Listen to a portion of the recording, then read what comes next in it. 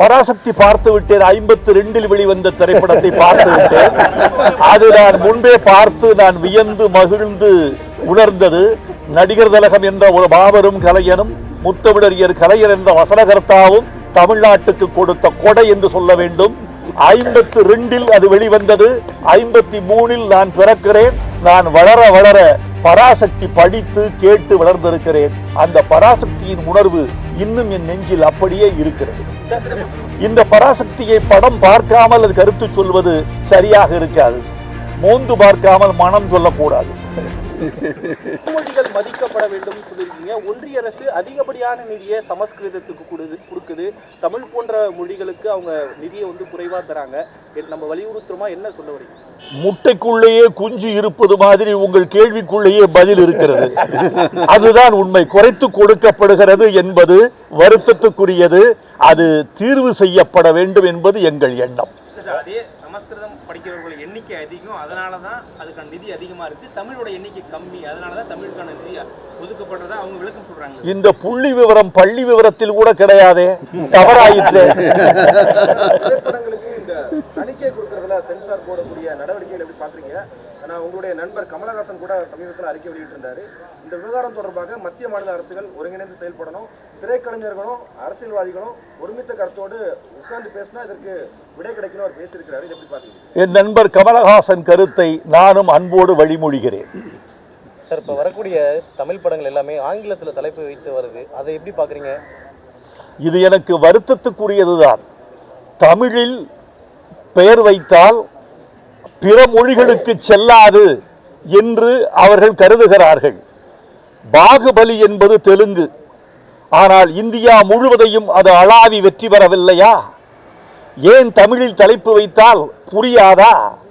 பூ என்று பெயர் வையுங்கள், எல்லா மொழிகளுக்கும் பொதுவான ஒலிதானே. மான் என்று பெயர் வையுங்கள், எல்லா மொழிகளுக்கும் பொதுவான ஒலிதானே. ஒலிதான் முக்கியமே தவிர பொருளை அவரவர்கள் புரிந்து கொள்வார்கள் என்பது என் எண்ணம். தமிழில் பெயர் வைத்தால் வரி விலக்கு என்று தமிழ்நாட்டில் முத்தமிழறிஞர் கலைஞர் சட்டம் செய்தார். அதை மறந்துவிடக் கூடாது. தயவு செய்து தமிழில் பெயர் வையுங்கள், அது இந்தியா முழுவதையும் அளாவும்படி செய்யுங்கள். அப்போதுதான் தமிழ் பிற மாநிலங்களிலும் உச்சரிக்கப்படும். இளைஞர்கள் மத்தியில் நம்ம மொழிக்கான முக்கியத்துவம் எந்த அளவுக்கு நினைக்கிறீங்க? கடந்த காலங்களோடு ஒப்பிடுகிற பொழுது இன்றைய இளைஞர்கள் தொழில்நுட்பத்தின் மயக்கத்தில் இருப்பதாக எனக்கு தோன்றுகிறது. இந்த தொழில்நுட்ப புயலுக்குள் உள்ளே சென்றவர்கள் வெளியே வர முடியாமல் துடிக்கிறார்கள். வாசிக்கிற பழக்கம், குறிப்பாக பத்திரிகை வாசிக்கிற வழக்கம், கவிதை வாசிக்கிற வழக்கம் அல்லது நாவல் வாசிக்கிற வழக்கம், பொது அறிவு குறித்து தெரிந்து கொள்கிற ஆர்வம் குறைந்து வருவதாக நமக்கு தோன்றுகிறது. எந்த நவீன ஊடகம் இளைஞர்களை தடுக்கிறதோ அந்த நவீன ஊடகத்தின் வழியே இளைஞர்களின் வாசிப்பு திறனை வளர்க்க வேண்டும். அதற்கான திட்டங்களை அரசும் கல்வி நிறுவனங்களும் வகுக்க வேண்டும். இந்த காலகட்டத்தில் கூட சினிமாவில் தன்னுடைய கருத்தை சொல்றதுக்கான அந்த தடையா இருக்கிறது பாக்குறீங்களா? தணிக்கை குழு, அது நிறைய விஷயங்களை தணிக்கை குழு பண்றாங்க. சினிமாவில் அரசியல் தலையீடு நிறைய இருக்குன்னு நினைக்கிறீங்களா தணிக்கை குழுல? தணிக்கை குழு கலை கலாச்சாரம் விழுமியங்களை பார்க்க வேண்டுமே தவிர அரசியலை கலையில் பார்க்க கூடாது என்பது என்னுடைய எண்ணம். அரசியலை கடந்து சமூகத்தின் கலையாக திரைப்படம் கருதப்பட வேண்டும். திரைப்பட விதிகள் அவ்வப்போது தளர்த்தப்படுவதாகவும் மாற்றப்படுவதாகவும் சூழ்நிலைக்கு ஏற்ப புதிய புதிய விதிகள் வகுக்கப்படுவதாகவும் அறிகிறேன். அதை மாற்றி ஒரு விதி, நிரந்தரமான விதி என்று வகுக்கப்பட்டால் எல்லா படங்களுக்கும் நிச்சயமாக தீர்வு கிடைக்கும் என்று நம்புகிறேன். சித்திரை ஒன்றுதான் தமிழ் புத்தாண்டு. தை புத்தாண்டை திணிச்சிருக்காங்கன்னு முன்னாள் ஆளுநர் தமிழிசை சவுந்தரராஜன் சொல்லியிருக்காங்க.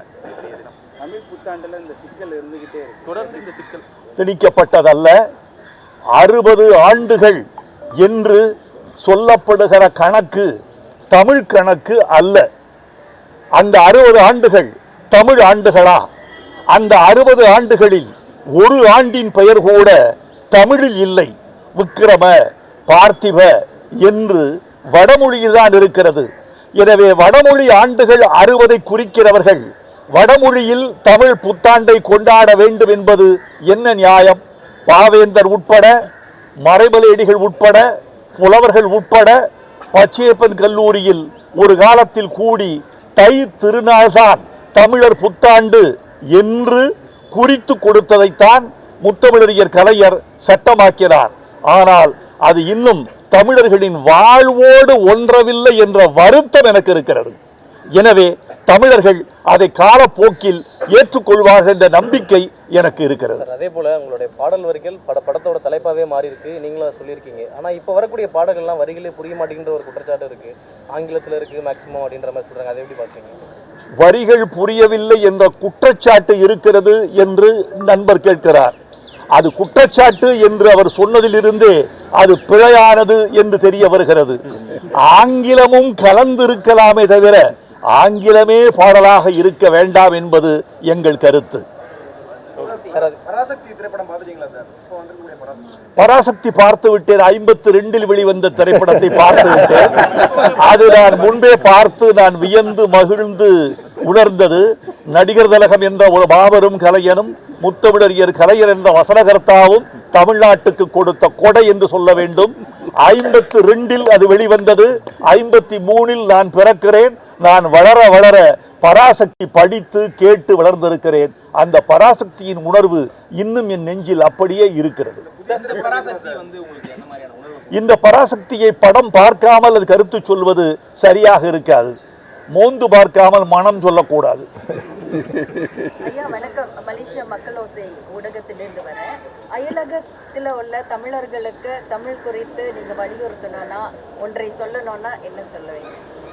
தமிழ் பள்ளிக்கூடங்களை மலேசியாவில் இன்னும் அதிகப்படுத்துங்கள்.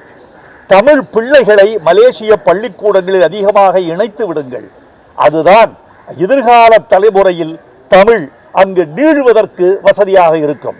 மொரிஷியஸ் போன்ற நாட்டில் தமிழ் லேசாக உச்சரிக்கப்படுகிறதே தவிர அவர்கள் தமிழர்களாக இருக்கிறார்களே தவிர தமிழ் பேசுகிற இடத்தில் இல்லை, தமிழை வாசிக்கிற இடத்தில் இல்லை. அப்படி ஒரு நிலை மலேசிய தமிழர்களுக்கு அடுத்த நூற்றாண்டில் நேர்ந்துவிடக் கூடாது என்று இப்போதிருந்தே அங்கிருக்கும் தமிழ் தலைவர்களும் அரசும் அதை செய்து காட்ட வேண்டும் என்று நான் அவர்களுக்கு வேண்டுகோள் விடுக்கிறேன். தமிழை கற்பதும் தமிழை பேசுவதும் தமிழை எழுதுவதும் தான் ஒரு மொழியின் வளர்ச்சிக்கு கூடுதல் சக்தியாக இருக்க முடியும் என்பது என் எண்ணம். நன்றி, எல்லாருக்கும் நன்றி. ஒரு சின்ன வேண்டுகோள், உங்கள் அனைவருக்கும் சிற்றுண்டி காத்திருக்கிறது. செவிக்கு உணவு தீர்ந்தது, இனி வயிற்றுக்கு உணவு காத்திருக்கிறது. வணக்கம். செய்திகளை உடனுக்குடன் தெரிந்து கொள்ள கீழ்கண்ட கேபிள் மற்றும் டிடிஎச் நெட்வொர்க்குகளில் எம்நாடு செய்தி தொலைக்காட்சியை காணுங்கள். பாதகம் செய்பவரை கண்டால் நாம் பயம் கொள்ளலாகாது பாப்பா. மோதி மிதித்துவிடு பாப்பா, அவர் முகத்தில் உமிழ்ந்து விடு பாப்பா. அண்மை செய்திகளை உடனுக்குடன் தெரிந்து கொள்ள இணைந்திருங்கள் எம்நாடு தொலைக்காட்சியுடன்.